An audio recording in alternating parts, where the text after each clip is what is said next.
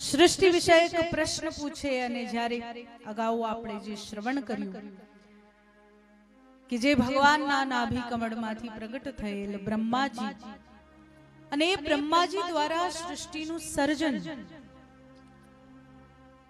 10 પ્રકારની સૃષ્ટિમાંથી આ મૈથુની સૃષ્ટિનું સૌથી વધુ મહત્વ છે। આ એક સૃષ્ટિ એવી છે કે જેમાં જન્મ લીધેલ મનુષ્ય, જેમાં જન્મ લીધેલ જીવાત્મા પરમાત્માને પ્રાપ્ત કરી શકે છે। ભગવાનનું સાનિધ્ય તો પ્રાપ્ત કરી શકે છે, પરંતુ ભગવાન જેવું સારૂપ્ય મોક્ષ, ભગવાન જેવું સ્વરૂપ ધારણ કરીને પ્રભુનો પાર્ષદ પણ બની શકે। અનેક પ્રયત્નોથી જ્યારે સૃષ્ટિનો વિસ્તાર ના થાય ત્યારે બ્રહ્માજી પોતાના જ દેહનો ત્યાગ કરી એના જમણા ભાગમાંથી પુરુષ, ડાબામાંથી સ્ત્રીનું સર્જન કરે, જે મહારાજ મનુ અને મહારાણી શત્રુપા થાય। મહારાજ મનુ અને મહારાણી શત્રુપા દ્વારા આ સૃષ્ટિની શરૂઆત છે। એટલે આમ આપણા પૂર્વજ એક છે, પછી આપણે બધા ઘણા બધા છૂટા પડી ગયા, તમે આ, તમે આ, તમે આ, તમે આ, પણ એક સંબંધ રહી ગયો, અધ્યાત્મનો સંબંધ। ભક્તિમાં કોઈ ઉપર નીચે હોતું નથી, ભક્તિમાં કોઈ નાનું મોટું હોતું નથી। ભક્તિમાં શ્રદ્ધા, ભક્તિમાં પ્રેમ, જે ભક્તિની આપણે ચર્ચા કરવા જઈ રહ્યા છે, જે ભક્તિને આપણે જીવનમાં ઉતારવા માટે આપણી આ શ્રીમદ ભાગવતનું શ્રવણ કરવા જઈ રહ્યા છે, એ ભક્તિમાં એવું નથી હોતું કે આ વધારે જાણે છે, આ ઓછું જાણે છે, આને વધારે આવડે છે, આને ઓછું આવડે છે। બસ ભાવ એવો હોય કે ભગવાનને તમે સ્વીકાર્ય થઈ જાઓ। ક્ષણે ક્ષણે જો સ્મરણ હોય તો પ્રભુ આપણા થઈ જાય। અને બરાબર એ સમય જ્યારે મહારાજ મનુ અને મહારાણી શત્રુપાને પ્રગટ કર્યા અને સૃષ્ટિને આગળ વધારવાની આજ્ઞા આપી, તો સૃષ્ટિ, આ જીવન એ આ માત્ર પૃથ્વી નામના ગ્રહ પર, પૃથ્વી લોક પર છે, પરંતુ એ પૃથ્વી લોક તો સમુદ્રના પેટાળમાં છે। એ પૃથ્વી લોકને બહાર લાવવા માટે ભગવાનની પ્રાર્થના માત્ર જ કરવી પડે, કારણ કે એ સમયે બીજી કોઈ શક્તિ નથી, નારાયણ સિવાય એવી કોઈ શક્તિ નથી। એમને નારાયણ પાલન કરતા નથી। વિચાર કરો, જે આપણા માટે વરાહ બની જાય, આપણા માટે મત્સ્ય બની જાય, આપણા માટે નરસિંહ બની જાય, આપણા માટે કપિલ બની જાય, આપણા માટે ક્યારેક ત્યાગી બને, ક્યારેક વૈરાગી બને, કોઈ પણ સ્વરૂપને ધારણ કરતા ભગવાન જરાય વિચાર નથી કરતા કે આ કેવું લાગશે। આપણે તો કેટલો વિચાર કરીએ ને, આ કેવું લાગશે, આ કેવું લાગશે, આ કેવું લાગશે,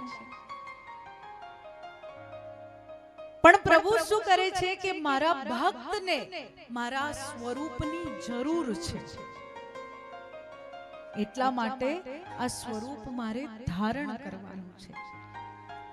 અને એ સમયે જ્યારે બ્રહ્માજી ભગવાનને પ્રાર્થના કરે, મહારાજ મનુ મહારાણી શત્રુપા પોતાના માનસ પુત્રો સહિત પ્રભુને પ્રાર્થના કરે, નમો નમસ્તે ખિલ મંત્ર દેવતા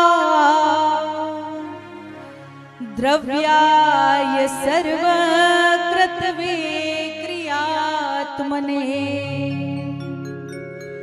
વૈરાગ્ય ભક્ત્યાત્મજાયાનુભાવિત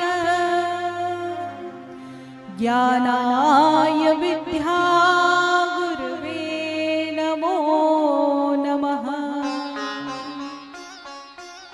પ્રભુને પ્રાર્થના કરે છે કે પ્રભુ,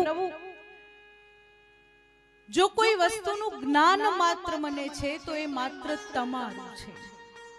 આ સંસારમાં જો કોઈ જ્ઞાન સ્વરૂપ છે તો એ તમે છો, અને એટલે હું તમારા શરણે આવ્યો છું। મને ના કોઈ મંત્ર આવડે છે, ના કોઈ જાપ આવડે છે, ના કોઈ પાઠ આવડે છે, પરંતુ જ્યારે તમારી આજ્ઞાથી તપસ્યા કરીને, તપ કરીને આ સૃષ્ટિને આગળ વધારવાનો મેં નિર્ણય લીધો સંકલ્પ લીધો તો એ સૃષ્ટિને આગળ વધારવા માટે જે પૃથ્વી લોકની આવશ્યકતા છે એ પૃથ્વી લોક જ નથી.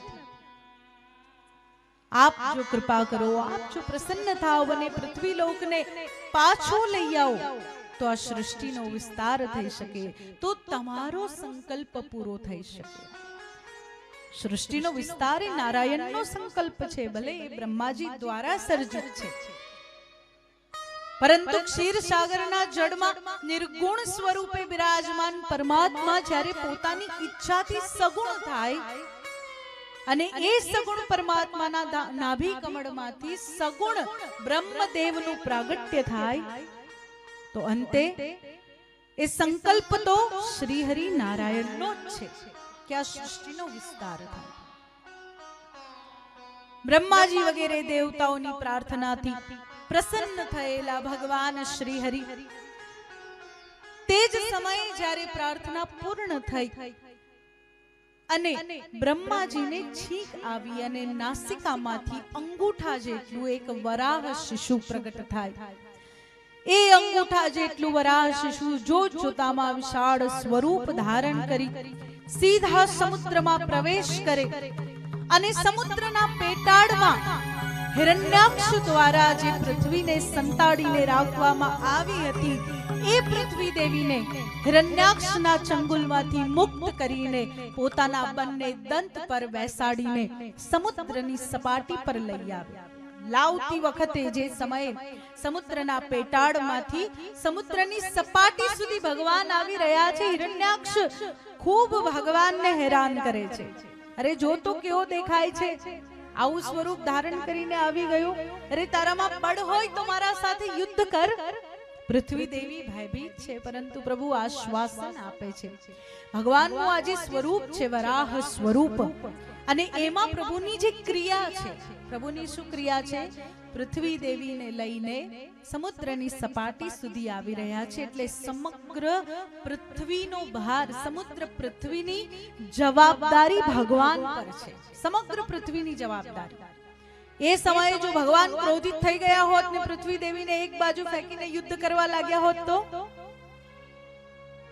શું પૃથ્વી ટકત? શું પૃથ્વી દેવી અત્યારે આ રીતે હોત જે રીતે છે? શું આપણે પૃથ્વીમાં હોત? ના. સૌથી પહેલું ગુણ જ ભગવાન એ શીખવે છે કે અમુક વખત એવું હોય કે લોકો બોલ્યા કરે, કહ્યા કરે, ક્રોધિત થયા કરે, પણ અમુક વાર સમય એવો હોય કે જ્યારે આપણું જવાબ આપવું એ યોગ્ય ના હોય, ત્યારે શું કરવું પડે? ધીરજ રાખવી પડે, સમયની પ્રતીક્ષા કરવી પડે. અને ભગવાને ધીરજ રાખી છે ને પૃથ્વી દેવીને જેવા સમુદ્રની સપાટી પર મૂક્યા એટલે પછી ભગવાને કહ્યું, હવે બોલ, હવે મારું કર્મ પૂરું થયું.